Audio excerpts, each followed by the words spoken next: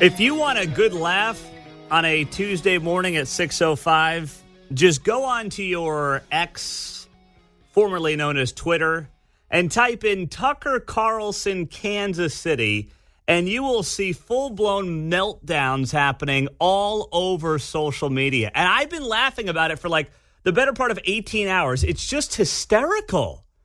So yesterday, late in our show, it was announced that Tucker Carlson is doing a live tour, and that tour is going to include a stop right here in Kansas City at T-Mobile Center on September 12th. And by the way, we're going to have tickets coming your way to that event next week during our show and the Ray Stevens show here on KCMO. They go on sale this Friday.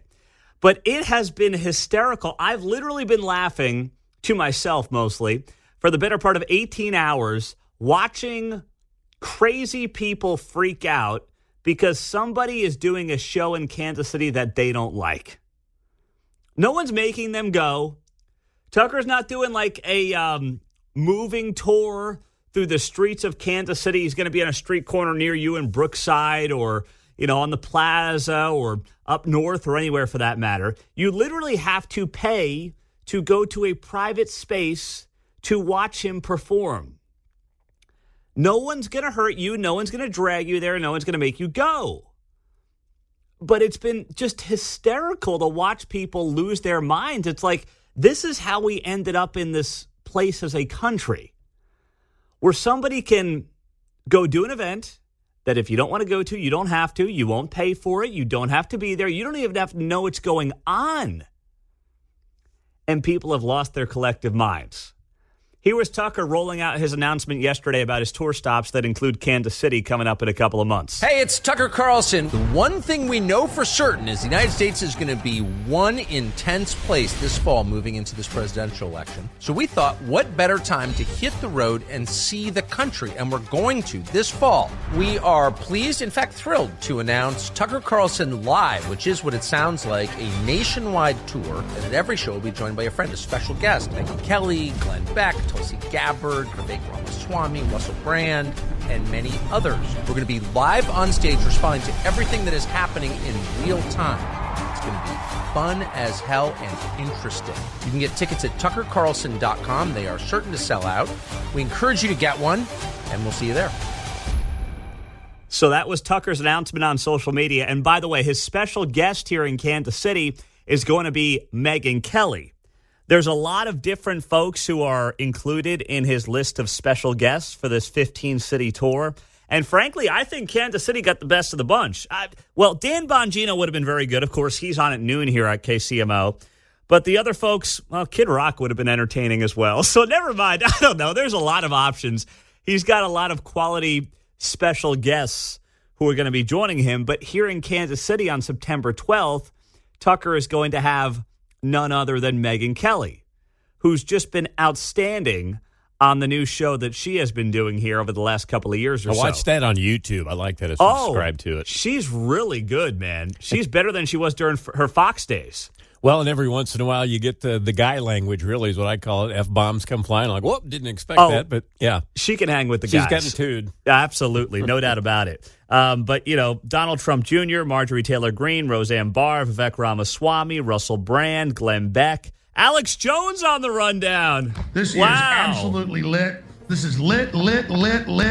Of course, Joe Biden may put him in prison before then, but either way, he's supposed to be, I guess, one of the special guests. Charlie Kirk, Megyn Kelly, Kevin Roberts, Dan Bongino. I'd say Megyn Kelly and Bongino would be my top two on that list, and we're getting one of them here in Kansas City. So we'll have those tickets next week.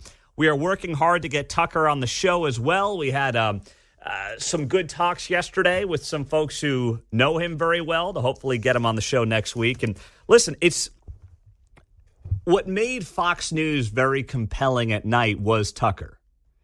I didn't agree with everything he said. I think it's kind of odd to me at points how he's cozied up a little bit, or at least, I don't know if you'd call it cozied up, but he's had this odd infatuation with Putin and Russia that I admittedly don't understand. But regardless of that, I don't have to agree with everything someone says to think they're a compelling person and want to hear more, right? I mean, I don't agree with mostly everything, or certainly 100% of what Kate says, do you agree with 100% of what your spouse says to you? If you do, well, that says more about you than it does about them. But you shouldn't feel that way about a politician, about a personality. You shouldn't feel that way about me if you listen to this show. Some of you are like, that's a bad take. I'm never listening again. Okay, so I got room for one more listener who wants to join us. It's okay. We can disagree. But, man, it is going to be fascinating when Tucker Carlson shows up here to town. But if you want to see some funny tears, just go to social media, search Tucker Carlson, Kansas City. You'll be entertained. I promise you that.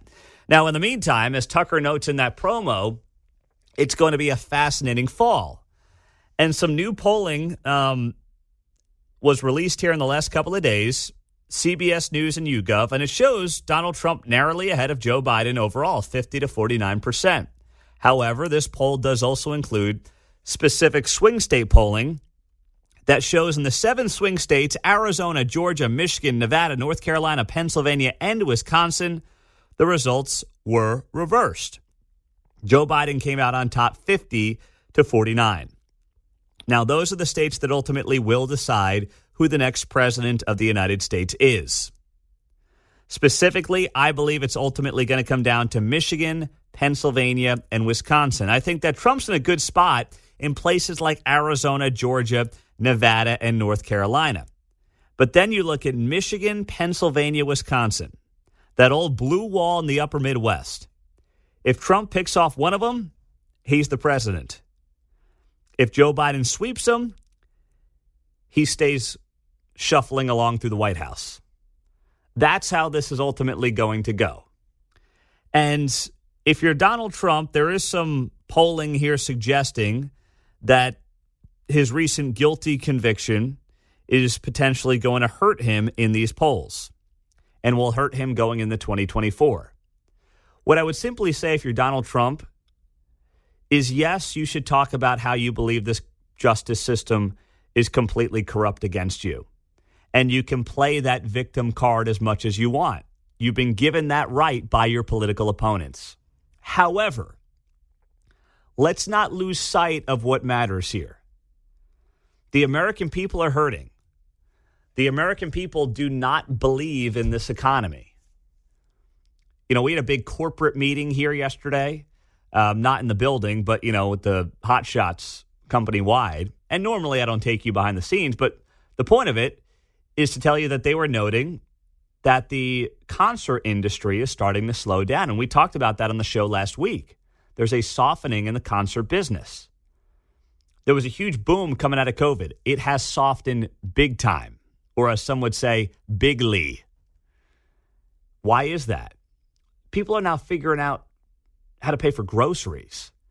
They're not willing to put $250, $300 concert tickets on credit cards anymore. They're tapped out. They're maxed out. So Donald Trump just has to remember, yes, you can drum up the victim card. You've earned that right, courtesy of your political opponents. But let's not forget, people are looking for answers for themselves right now. There is a tremendous amount of economic pain out there. And that's the biggest thing that he cannot forget when he looks ahead to November and what people are ultimately going to go to the polls on. And Joe Biden's doing him a lot of favors because Joe's out there saying, everything's great. You don't know how good you got it. That leaves massive opportunity for Donald Trump. And that is what is going to swing potentially this election in his favor coming up in 5 short months. Next on KCMO Talk Radio in Johnson County, there was a ruling on a police shooting that didn't get a lot of attention, and we all know why that is. We'll tell you about it coming up on KCMO Talk Radio 95.7 FM. 6:20 as we roll out a busy Tuesday morning on KCMO Talk Radio 95.7 FM. Don't forget we got those Kenny Chesney tickets we'll give away at 8:45. That'd be a good gift going into Father's Day. And then also Bass Pro Shops, $10,000 to Bass Pro Shops coming up at 7:50. That's a text to win keyword in an hour and a half on KCMO 95.7 FM. Jonathan is in Kansas City. What's up, Jonathan? Hey, how you doing? Doing well, my man. What's going on? I don't think it's a surprise that the polls are tightening. I mean, most elections going back at least 20 years, maybe more, they typically tighten late in the year as, people start paying more attention. And then all these, people saying, oh, look at all these people who may vote third party. I think a lot of that gets overstated. I think as you get to the final stretch, a lot of people consolidate into, the Democratic and Republican parties, typically in history. And so who knows what will happen with the third party vote. And then the other thing is, you look at what happened in the last two elections, especially 2020. I mean, a lot of the shenanigans that were pulled with the voting systems, loosening them up, the Hunter Biden laptop story, all that is done in the final hour. And conservatives are just, they love to be slow to respond. And so they just, by the time they raise Julio over it, it's too late. They've already pulled the hat trick. And I'm worried, with 5 months, anything could happen. Who knows? And the other thing is, I would hope that there's movement on the early voting front with conservatives. They say that there will be, but we'll see about that. Gotta push it. Because I think it's going to be a huge turnout game with how close the election could be. And if conservatives don't maximize that early turnout, that could prove to be fatal, just like it was in April for that election. Mm-hmm. You got to play the game the way it's being played, Jonathan. Thank you. You're right.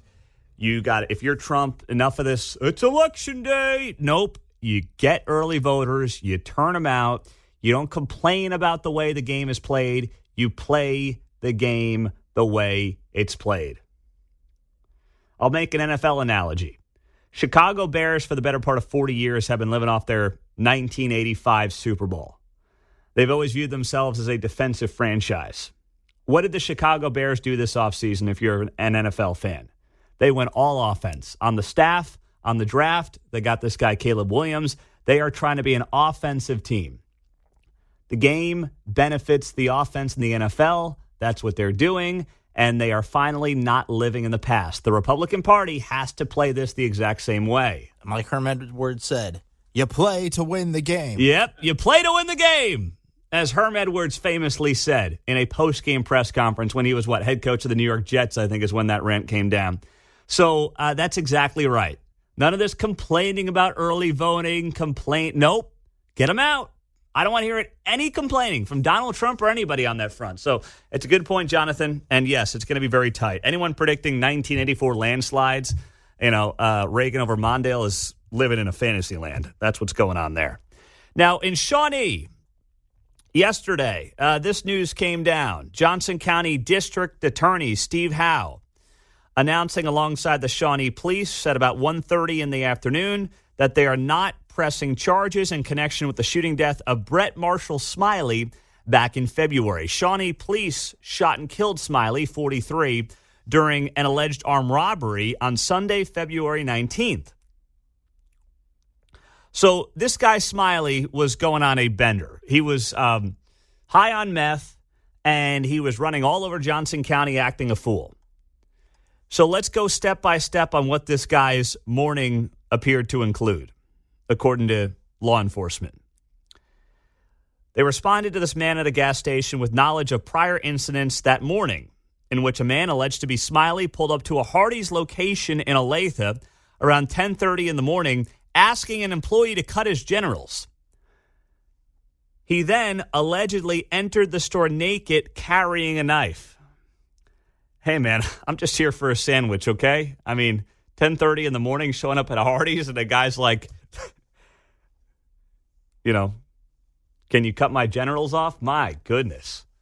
Yeah, that's not really what I'm looking to do at a Hardee's at 10:30 in the morning. I mean, sir, this is a Wendy's. No, sir, this is a Hardee's. Literally, the meme actually works in this case. I didn't know the Red Hot Chili Peppers were in town. Huh? Yeah, that's right. So then he leaves the Hardee's. I guess no one's willing to cut off his genitals. And he gets in his truck, and investigators linked him to gunshots that were reported on K7. All right, so that happens next. They were later found along the highway, matched to the gun Smiley was found to have at the Quick Trip. Then after 11 a.m., half hour after being at Hardee's, Smiley allegedly entered the gas station carrying a 9mm handgun with an extended magazine. A video shown at the press conference showed a man identified as Smiley firing once into the ceiling and yelling for patrons to get on the ground. So at one point, he grabbed a woman in the store and said, "I don't know what to do," several times, reportedly then saying that he needed a hostage and said, "When are the cops coming?" Police responded to the gas station, approaching the store. The officer who fatally shot Smiley reported, "I was standing behind the car and then I yelled, 'Drop the gun.' I stepped out and that's whenever I saw the magazine, I saw it pointed at me and that's when I shot him," according to DA Howe's report. So there appears to be absolutely nothing wrong with this shooting. But let's just be honest. I'm not taking the side of this guy at all. Law enforcement appears to have done its job. Steve Howe, the DA for Johnson County, appears to have done his job. But the reason this is treated as just a straight news story by the Kansas City Star, Woke 41, Channel 9, they all covered this last night, is because it was a white meth head. That's just a fact. And I'm not saying anyone should have sympathy for this guy at all. I don't have any. I don't care that he's a white guy. I don't give a rip at all about that. Law enforcement did its job, protecting us from a guy who was acting a fool and put a lot of people at risk at multiple different points over a half-hour span around Johnson County. But this guy, the reason this is a local news story and will never see the light of day beyond that is, because it doesn't check off certain boxes. That's a fact. All right, that's how local news stories become national news stories. If they fit certain criteria that national media can willingly exploit, it becomes a national story. If it doesn't, in a case like this, it does not fit that criteria, it stays a local news story. And I'm fine with this being a local news story. It is. But just let's all admit why it's only a local news story and why there won't be any editorializing of it, why there won't be any opinions in the Kansas City Star commentary about it. We all understand the answer behind that. 913-408-7957 as we roll till 6:30 here on KCMO Talk Radio. Coming up next is Quentin Lucas waving the white flag on the Chiefs and the Royals. We'll get to it coming up. I don't read it that way. I don't. A lot of people claiming Quentin Lucas waving the white flag on the Chiefs and the Royals and basically acquiescing to a reality that these two teams are heading to Kansas. That's not how I read it, based off a social media post that he put up last night that has a lot of people wondering what the mayor of Kansas City was trying to say. I'm with you because of what he said on the show. Yeah. Right, so. He's all in, man. He's not going down without a fight. He does not want to be the mayor that oversees these two teams leaving town. I mean, his ego won't allow it. He may actually end up doing some, dumb things to keep them here. He may give up the farm or just do something that is not in the best interest of the taxpayer to not be the mayor that oversees these two teams leaving for Kansas. But the mayor putting up yesterday on social media, maybe because I moved a lot growing up or went to school on state line, but I can't do the whole Missouri v. Kansas thing. Kansas City's really one place, as all who live here know. We'll grow together long term and decline if we can't figure out how to grow the regional pie. Now, that's clearly referring to the Chiefs and the Royals.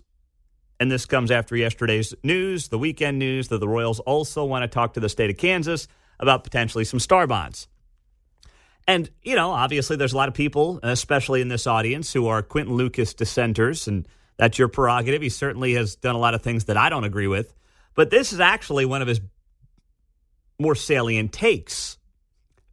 Quentin Lucas says a lot of things or will do a lot of things that I don't agree with. This is not one of them. Now, obviously, he's trying to protect the teams in Kansas City, Missouri proper. I get it. We all understand what his motivation is. But for all the takes of Quentin Lucas to be upset with or be mad at, this is not one of them.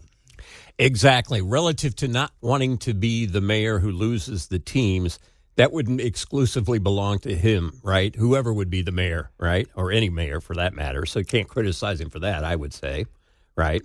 Per se. Well, I mean, if it happens on his watch, people are going to blame him. Sure, Yeah. exactly. But they would blame whoever. Yeah. So to criticize him exclusively. Correct. Okay, yeah. so that's what I'm saying.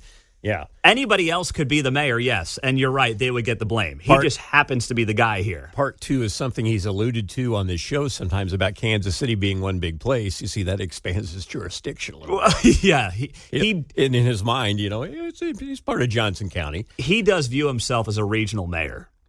He's definitely put himself in that space in his own mind. Going back to the COVID thing, where he would say something first, and Johnson County would do something, and then Frank White 2 days later, us too, Yes. Jackson County too. He does view himself, even when he posts on social media, he'll say Kansas City and surrounds. He'll do things like that. So that's where I'm at on that. He views himself as kind of a regional guy. Mm-hmm. So, him saying, I can't do the whole Missouri v. Kansas thing, by the way, he's not wrong on that. He's not. Now, I know a lot of folks on both sides of the state line do want to do that and, do want to say, screw the other side. I get it. We like to have fun with that here on KCMO. But when it comes to the business of the region at large, he's right. The Chiefs going from Arrowhead to a new stadium in KCK or out by the Legends does very little for the region as a whole. Same thing with the Royals. Regionally, not a lot gets accomplished. Now, one side of the state line gets to pump its chest out and, look like the big shots, and we'll get the invites to the suites and things like that, and the lobbyists will make money. And trust me, I'm hearing from them all the time now. It's amazing.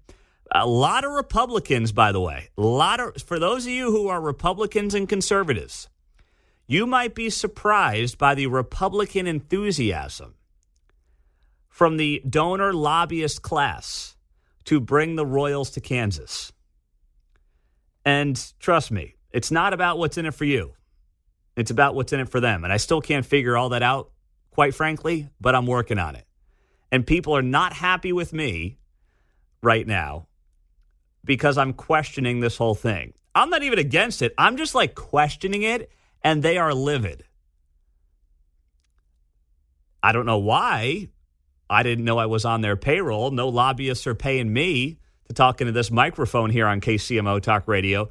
But there's a lot of them who are, reaching out to me either through, themselves or through friends and folks like that.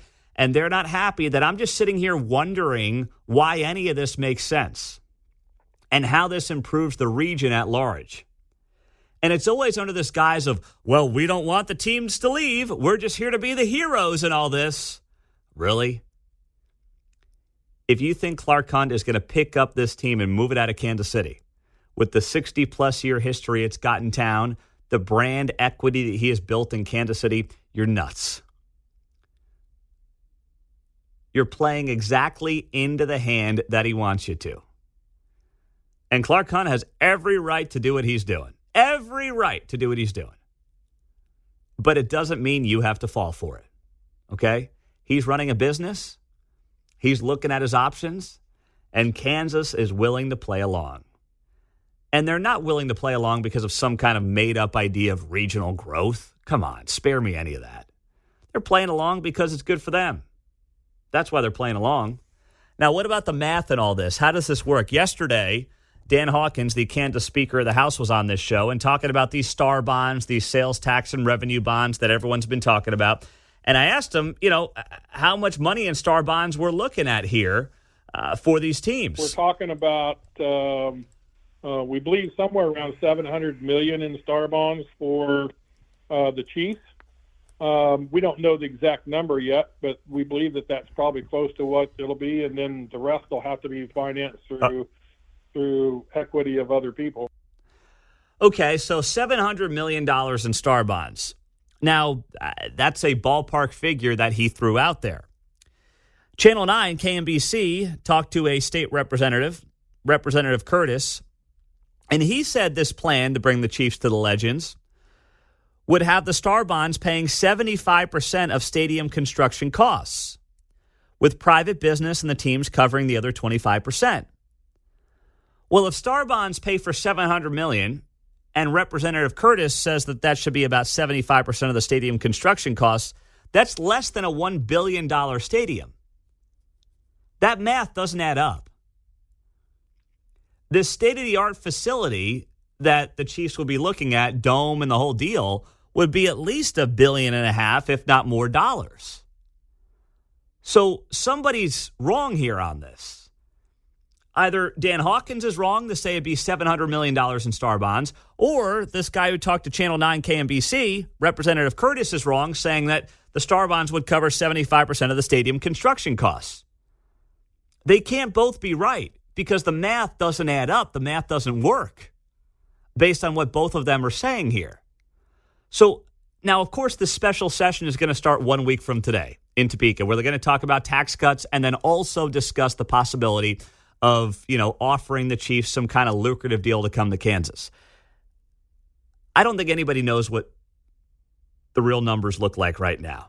I don't. I think everybody is just kind of pissing in the wind and hoping it all works out when they get to Topeka next week. Because these numbers do not make any sense if you're actually doing the math on this stuff. You cannot build the facility that's been talked about, the renderings that have been drawn for under $1 billion. Not in Joe Biden's America, man. Maybe a few years back you could have gotten that thing under $1 billion, but no more. Those days are long gone. Sorry. Come on, man. That's how it goes. So now you got to figure out where this money's coming from, how much money in star bonds you can actually issue, and then figure out whether or not the team is actually willing to pick up the rest of the tab, along with private equity. And that remains to be seen. 913-408-7957 is our studio line and our text line here on KCMO. Pete, Kansas better be ready in 20 years when the teams will ask for more money because it never ends. This is now the fourth time in 50 years they've asked for more money. Yeah, well, that is true. And that game is not ending. But here's what I'm interested in following. The jig may be up when it comes to sports teams getting a ton of dough from the taxpayer. We know what happened in Jackson County a couple of months ago. Coming up in 2 weeks, there is a vote in Charlotte to give David Tepper, the owner of the Carolina Panthers, $650 million to upgrade Bank of America Stadium right there in Charlotte. David Tepper is worth $20 billion. He's willing to chip in $150 million. He's asking the taxpayer for $650 million. Now, Charlotte's different from Kansas City and Jackson County, probably a little more populist here than it is in Charlotte, which is a large, banking community and things like that in that part of the region, that part of the country. But if that thing goes down as well, then I think you're going to see a changing of the guard in terms of how these stadiums get funded over the long haul. 913-408-7957. We'll have Dave Traubert, Kansas Policy Institute, on this and more coming up at 7:35 on 95.7 FM. And 1 hour from now, we will have your next chance, a text-to-win keyword for a $10,000 shopping spree at Bass Pro Shops. Power and Light had a shooting here over the weekend right where the Royals wanted to put their new ballpark. What does that say for the future of that location? Coming up next. I know that Royals owner John Sherman probably still licking his wounds about not getting the downtown baseball stadium, at least not yet. There's still a chance, of course. There's still an opportunity, just a matter of when and how. But frankly, I think this guy should be doing cartwheels. 1 a.m. on Monday, there were shots fired and at least one individual killed right outside of Power and Light District, right near Prime Bar and Grill. It's right there on the corner of Truman Road and Grand Boulevard. I mean, it is a stone's throw away from the Power and Light District. It is just due west of the now vacant Kansas City Star building. You can hit Power and Light with a rock. I mean, that's how Patrick Mahomes, let's put it that way. He could hit T-Mobile Center with a rock. Yeah. All right. I probably couldn't. Maybe John could back in his heyday. Mark, I don't know. Maybe his daughter could. I heard she's got a good arm. So it's something like that. But I certainly could not do it. But if you had a good arm, you might be able to. But it's right there. I mean, right in the hub of Power and Light, just due west of where the Royals baseball stadium was going to be, based on the plans that the team had laid out. And this happens 1 a.m. on Monday morning. Detectives and crime scene investigators have been at the scene on and off for the last, 24-plus hours. There was a crowd of people outside the business. The police say this is not unusual. A man was found with gunshot wounds outside a Prime Bar and Grill, taken to the hospital, later died. The man identified as McKinley Johnson Jr., 28-year-old black man. 2 women were found in a parking lot behind the business, both with gunshot wounds. Police said their injuries are not considered life-threatening. Police did not release the names of the female victims. There's no suspect information right now. Police, of course, saying they consider this an isolated incident and that the public should not be concerned. Okay. Well, isolated in the sense that there are not further targets out there. But I think any common sense Kansas Cityan should probably be concerned about hanging out anywhere in an entertainment district in this town at 1 a.m. I don't care if it's Westport, Power and Light, you name it. I'm not looking to hang out in a lot of these places at 1 a.m. And had you brought the Royals downtown, there's 2 ways to look at this. One is there'd be much more of a police presence. Therefore, things like this would be less likely to happen. The other side is it's already a prominent entertainment district. It's not like this is middle of nowhere, east side of Kansas City. This is literally right outside of T-Mobile. You have walked by this building if you park to the south of T-Mobile. If you go out to dinner to the south of T-Mobile before going to a concert or a show, you walk by this building and you don't even think twice. Now, of course, you're not doing it at 1 a.m., but regardless, what if the Royals had their stadium down there, right? And this stuff is happening at 1 a.m. You think that would be good for business? I mean, maybe people would still go to the game and be like, yeah, I got to leave by the 8th inning and, put on my bulletproof vest to avoid any nonsense after the game. Maybe you missed, the last couple of innings. I say that somewhat tongue-in-cheek, but with all seriousness, this is the kind of stuff that resulted in a lot of people voting no back in April 2nd, not wanting to have to deal with nonsense like this coming out of a game, walking blocks upon blocks upon blocks to a parking garage, hoping they make it to their car in that parking garage, and then potentially sitting in that parking garage for a half hour to 45 minutes to get out of the parking garage after a game to then get home. None of it sounds appealing, especially when you compare it to the current setup out at Kauffman Stadium. Now, we know that Kauffman Stadium is never coming back. We understand the Royals are leaving come hell or high water. There is no chance they stay at that location. But it doesn't mean that people wanted the downtown location idea that they had proposed. And a large part of that has nothing to do with the Royals. The Royals can't take it personally that people rejected downtown baseball. I know that many people around the team probably do right now, but they can't take it personally. It was rejected in part because the voter does not trust the city of Kansas City, Missouri to keep them safe. And why should they? With the way the last few years have gone in this town, going back to, 2020, you can talk about that being a flashpoint, obviously, and how we've done nothing but break homicide records the last 3-4 years. It was really a vote of mistrust of the city of Kansas City, Missouri, in large part, as much as anything.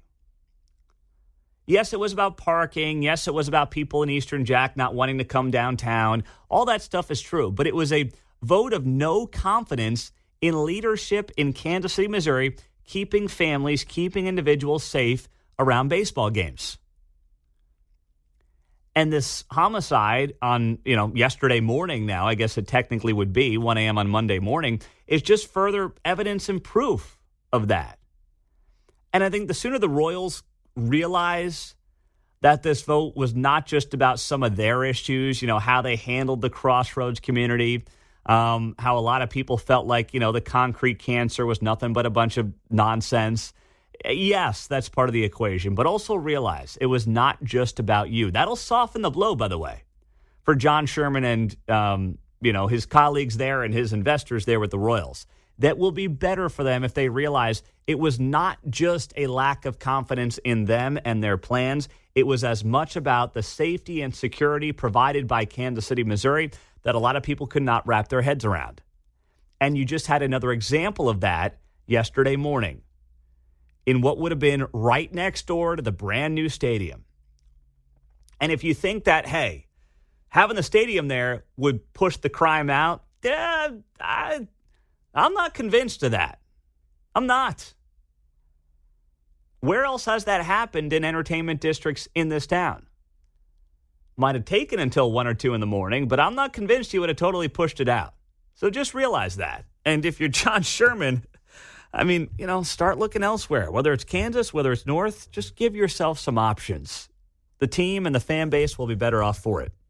Here on KCMO Talk Radio 95.7 FM.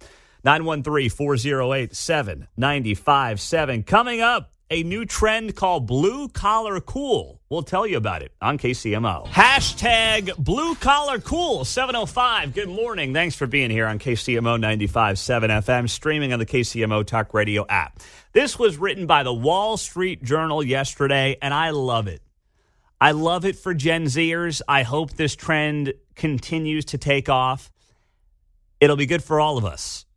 Even those of us who are not Gen Zers, even those of us who are lucky enough to be able to fix a light bulb, on a Tuesday afternoon, this will be good for all of us, and let me explain.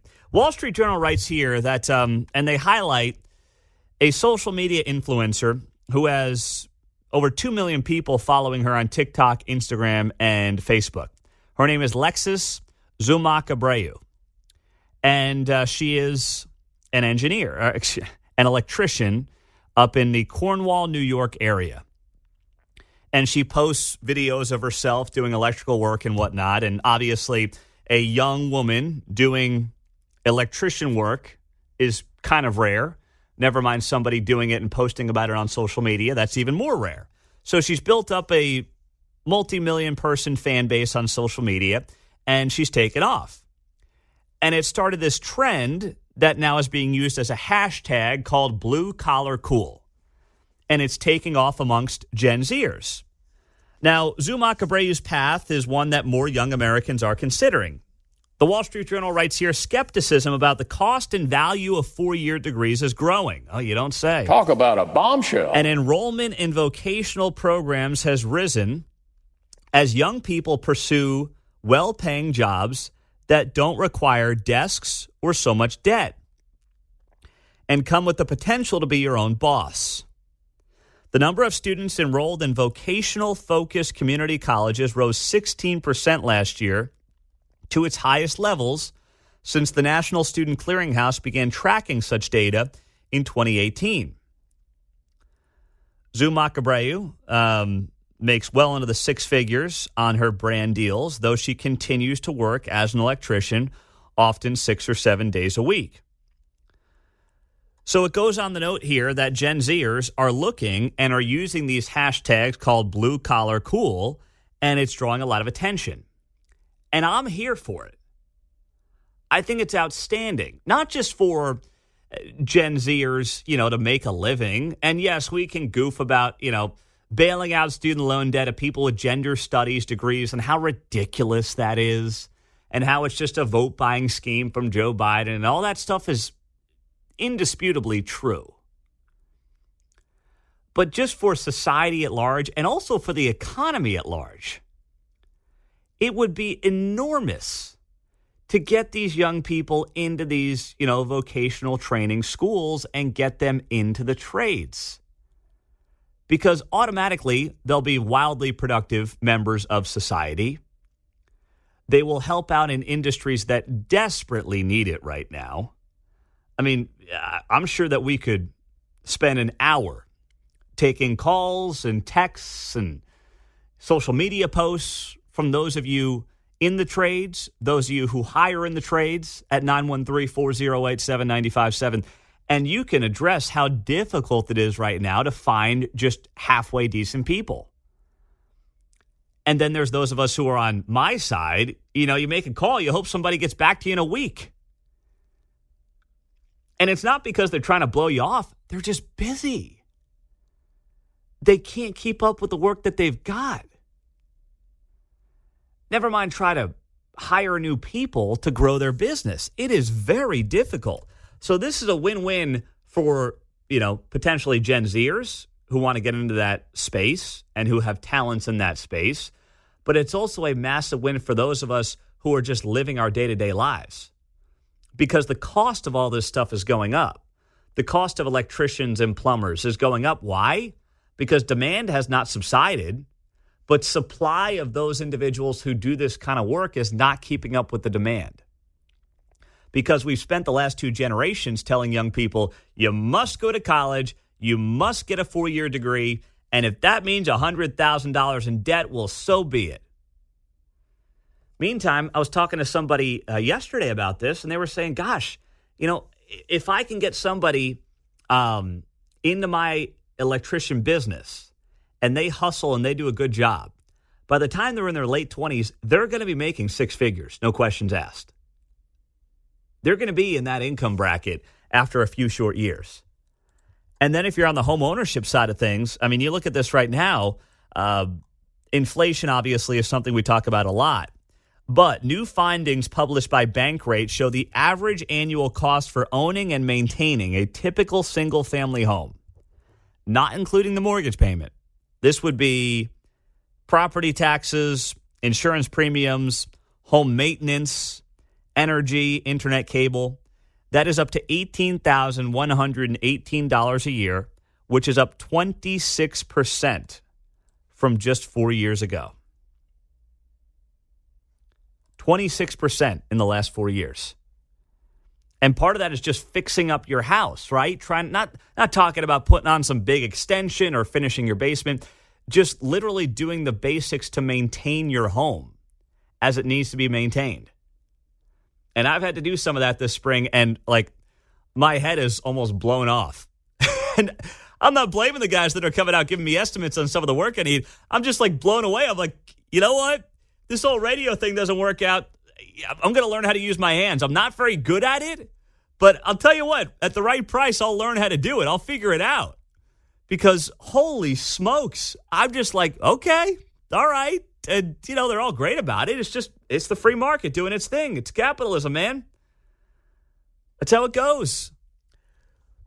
So when you see the cost over the last 4 years for the average homeowner, what we should all want is for that next generation to find it blue collar cool, to get into, the electrical trades, plumbing, whatever it might be in that space. That is a win for all of us.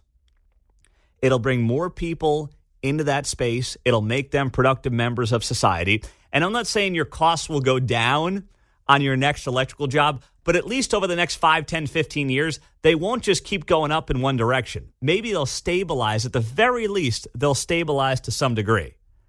And that's what we desperately need more of right now when you look at where this thing is headed at, as a whole, economically speaking. 913-408-7957. Dave Trobert will be here at the bottom of the hour. But, for you, either in the trades or those of you who hire in the trades. And I know there's many of you who are doing that. If you just look up, by the way, that hashtag blue collar cool or just blue collar on some of the younger social media apps, Instagram, TikTok. I don't have a TikTok, but from what I read here, it is exploding with young people making it cool to get into that line of work. And boy, we have needed that for far too long. And that's why if the government, by the way, was doing its job, instead of handing out student loans to anybody who wants a degree in complete and utter nonsense that can't get them a job, they would actually figure out some kind of government program to encourage people into these areas of work that we actually need in our economy. The trades, airline pilots, things like that. Instead, you want to go into $100,000 in debt to study gender theory? Oh, yeah, come on in. Sure, we'll give you a loan for that. You'll have to pay it off the rest of your life, but sure, yeah, we'll take care of you on that front. 913-408-7957. That's the studio line. That's the text line here on KCMO. Pete, I have a nephew who wants to be an electrician. He's excited about what the future holds. That's great. I mean, encourage it. We all need to be doing that. And not just the boys. You may have girls who are interested in that too. I'm just saying. Just going to throw that out there as well. Dave Trobert, bottom of the hour. We'll get to more of you, and also we have to get an update here on where we're at with one of the shooters, not the shooter, one of the shooters from the Chiefs parade. We'll get to that story coming up on KCMO. Dave's in Kansas City as we keep the conversation going on KCMO Talk Radio 95.7 FM. The trades continue to be more and more popular amongst Gen Zers. I don't think that's a coincidence as they look at the price of college. They look at the indoctrination happening in college as well. They're waking up to it. I think parents are waking up to it. Dave, what's going on, buddy? How are you? Well, good morning, Pete. I really appreciate this topic. I think it's very important to the community at large and individuals as they, look forward into their lives. I've been an engineer most of my professional life, but it starts by, I was working as a truck mechanic right out of high school. I had a buddy with a truck, and I started working with him, and then I worked at Peterbilt dealership, stuff like that, and that's how I paid for my college education. But looking forward with it, my niece turned 10 a few months ago, and I gave her. I went to a professional sign painter with a toolbox. I had her name, Amila, written on the top. I painted it purple because that's her favorite color. I put a lot of real tools there, not toy tools, real wrenches. File. The one thing I wouldn't give her is a hammer, because I didn't give her an adjustable wrench, and I didn't give her a hammer, because those aren't tools. Yep. But shame on my generation too, because we had good hands-on training. It could be sewing, it could be cooking, wood shop, metal shop. And my generation took that out of the junior highs and high schools because, little Johnny, little Mary's going to get hurt, use these big, dangerous tools. You were bringing up an excellent point, Dave, and I don't want to say, shame on an entire generation, but you said it, and I think it's a great point. Maybe, are you a boomer? Is that fair to say, Dave? I'm sorry to say it, yes. Okay, no. I'm not saying it as a negative. I'm just kind of noting. Represent, brother. Yeah, come on. No shame there, Dave. I'm bringing this up because you're right. I think the boomer generation, as they had kids, said, well, we want our kids to be better. We want them to be, white collar, go to college, 4-year degree, rah-rah. And don't get me wrong, with the right 4-year degree, you can certainly do very well. But college, as we're learning, college for the sake of college is not beneficial to a lot of people and, in fact, has enormous downsides. So if we make the trades cool again, I think guys like Mike Rowe are doing an awesome job on that front nationally. It's going to be a win-win for everybody, not just the workers, but, those people trying to, get things done and home projects and just do it at a reasonable cost, Dave. So you nailed it there, my man. Well done. Thank you. All right, 913-408-7957. That's such a good point that he brings up. And as John says, represent, brother. There we go. Absolutely. No shame in that, please. I can be in the vocal minority of boomers. I can still get around here, I don't tend to yell at clouds. I've used a computer. No, But I am the one guy in the building where the engineers go, how did you do that? Yeah. I've never seen that. Oh, you should see the post-show conversations we have with John. What did he do? How did he figure out how to screw that up? Exactly. Yep, that's trust me, those conversations happen all the time here on KCMO. But that is an excellent point. Let's make it cool again to do some of these jobs. And you know what? You will make a lot of money as well doing it. If you got the passion and you got the wherewithal and you got the right attitude.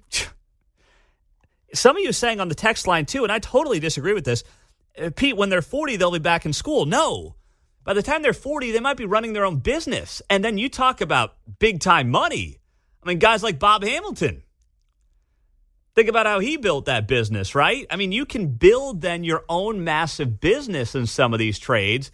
And before you know it, you're spending millions of dollars on your own U.S. Senate campaign and blasting guns into the air. I mean, life's good at that point. I was talking to Dave on the phone, so I don't recall if he said this on the air, but he's like, if nothing else, she can fix her stuff at home. Yeah. She doesn't have to go into a trade. Exactly. Right? And now you're saving money on what you were just talking about. You don't have to call somebody. There you go. That's a great point as we approach 7:30 on KCMO Talk Radio 95.7 FM. Now, let me update you before we hit the news here at the bottom of the hour. on one of the three guys charged with murder in the Chiefs Super Bowl rally shooting. Yesterday entered a not guilty plea in court. Dominic Miller went before the judge. His next court appearance is going to be July 1st. Miller is the person who first fired his weapon that day. He's the guy who's been, by the way, in the hospital himself for a period of time in the wake of that shooting. So his deal has been a bit delayed. But he did enter a not guilty plea before the judge, was in person yesterday at the Justice Center. He's one of three men that has been charged with second-degree murder and other charges for that shooting that killed Lisa Lopez Galvin back on February the 14th. So a lot of you occasionally will reach out and ask where that case is. That's the latest development on that front.